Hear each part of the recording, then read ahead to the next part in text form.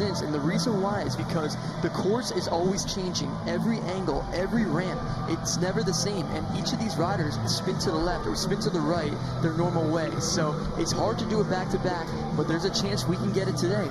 You're saying there's a chance, and this guy has 1 in 6 chances to take a gold medal. He'd be a newcomer to the podium. And we'll talk about statistics in a minute, but right now, the rookie from Argentina at 24 years of age, his first X Games and his first final in the park event. And we talked about it earlier, he is coming off of an injured shoulder that he had recently, training for X Games. So he didn't practice really much at all doing any tricks, and he still made the final. That just goes to show how good for the X Games. All right, so this is a 17-year-old from Japan, Dennis Emerson, who just went. This gentleman, Rim Nakamura, was 5 years of age when Dennis Henderson started his X Games back in 2007. That's an unbelievable stat right there. Right?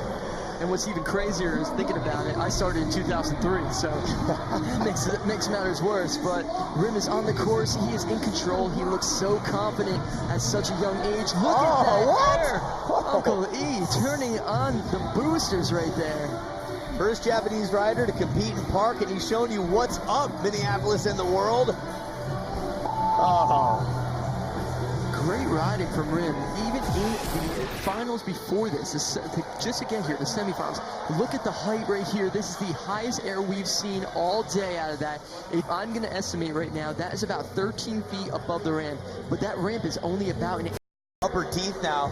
Here we go. Logan Martin, defending gold medalist, has some serious pressure in a 17-year-old who's just above him, but watch out. That was cool. What Logan just did, he did a flip whip transfer over the rail of that box jump. We talked about it earlier. That box jump is in the way of these guys when they're riding.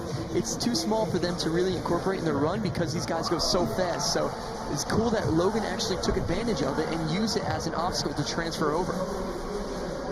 Well, you viewers, along with the athletes, have demanded action, action, action. This jam format, relatively new format out here, and the athletes seem to be throwing it down and enjoying it.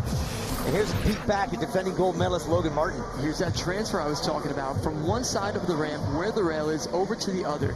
And he does his flip whip with a bit of an underflip, meaning that he commits to